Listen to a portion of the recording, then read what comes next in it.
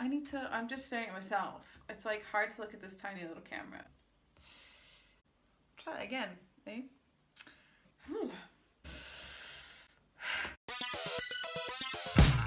Hey guys, this is Caroline from WA Productions, and we wanted to do a short video for you about our Kickstarter campaign.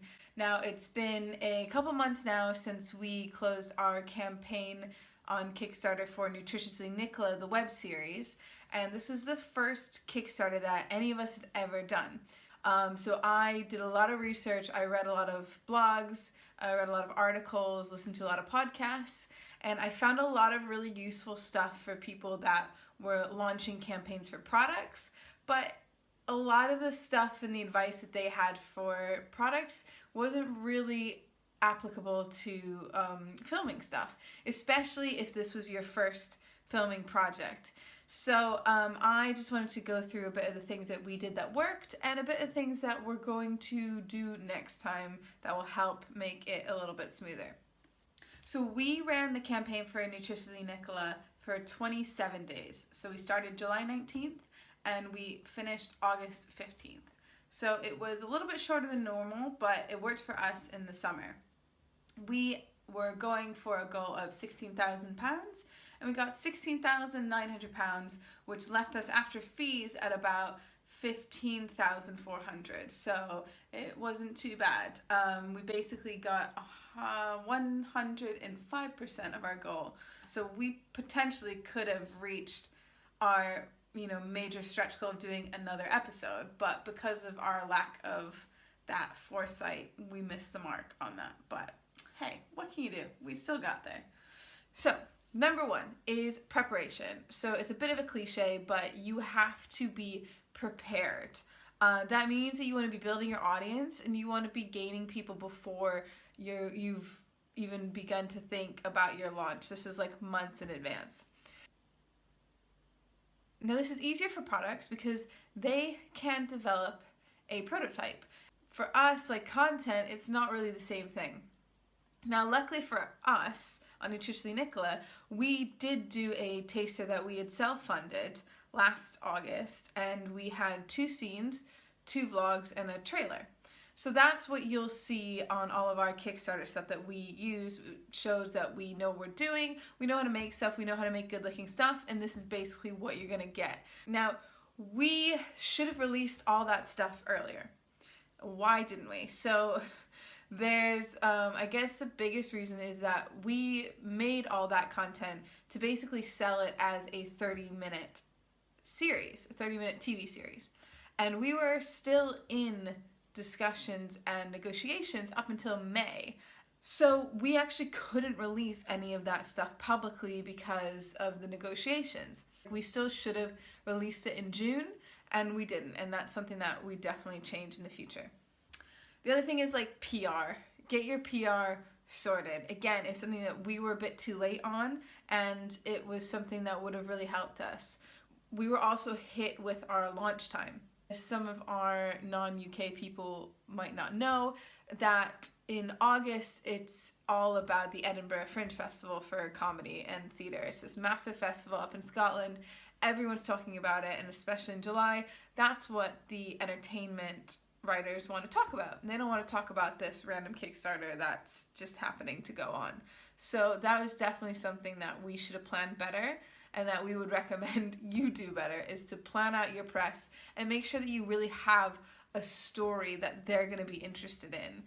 Number 2, plan everything. So we planned a lot of stuff with our release, like how we're going to release stuff, where we're going to release it. What we could have done better was to share that plan with some other people, especially our guest stars that were bigger, had their own fan base, and had a lot of social media cachet and influence. So we did end up getting them to help us, but it was a bit kind of rushed, manic, trying to schedule with their busy schedules. So we should have been much clearer with them from the beginning about this is what we want, this is what we need from you, and this is when we need it.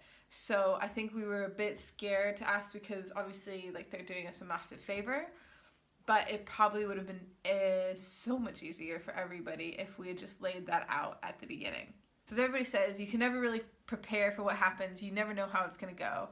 And that's true. What we really planned on was our first 24 hours. So we did a huge pre-push to our friends and families, our own close networks, to say that this is when we're going to be launching. We're really going to need your help. Here are some links that we made for them, so that it made it really easy for them to share stuff. And we got everyone on board kind of a couple weeks before we launched, because we wanted to hit our 24 hours as hard as possible.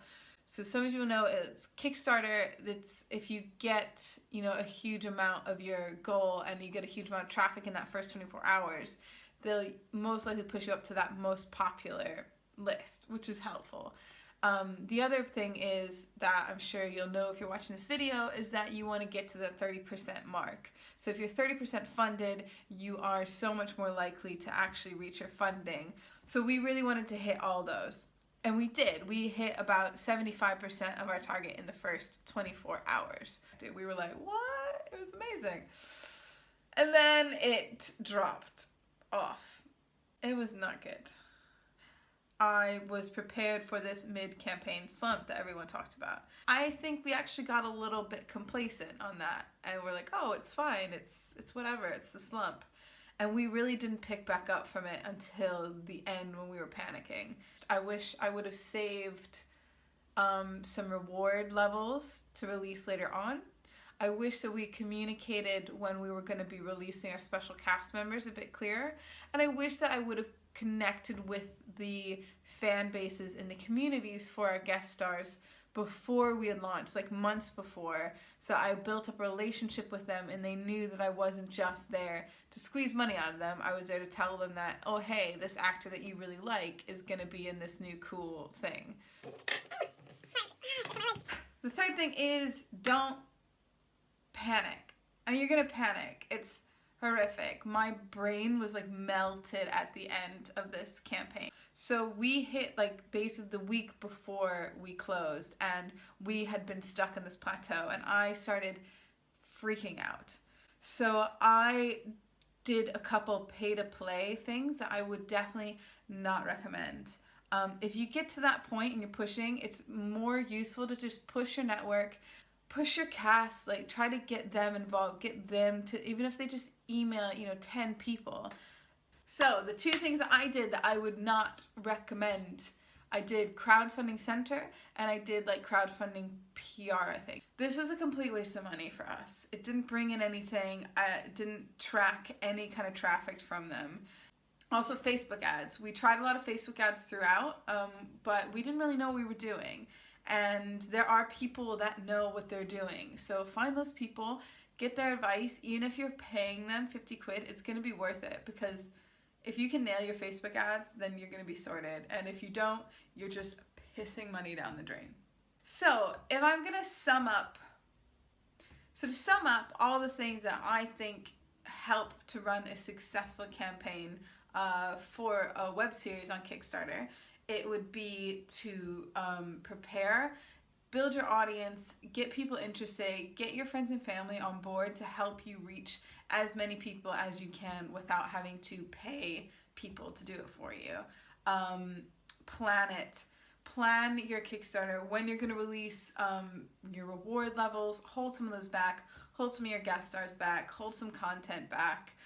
Make sure that you always have new stuff going out, and make sure that you share that plan with your team and with your cast and crew and get them on board to help you. And then my last thing is, don't panic. Don't pay to play because you're freaking out. Don't just like kind of go, fuck it, I'm going to pack it all in. If you really rally the troops, you can get there, especially if you're past that 30% mark. I mean, if you're lingering like we were around the 75%, you're going to be able to get there. And the last thing I'd say is to research other successful web series that ran a Kickstarter, like Nutritiously Nicola. So that's it for now, guys. If you have any questions, let me know and I'd be happy to answer them. Leave any comments below. You can go to the website for the Nutritiously Nicola web series at www.nutritiouslynicolawebseries.com. Easy. We're at WAProds on Instagram, Twitter, Facebook, and of course, Nicola has her own Instagram at Nutritiously Nicola. Thank you guys. I hope that was helpful, and yeah, leave me some comments and we'll hopefully get another video out for you guys soon.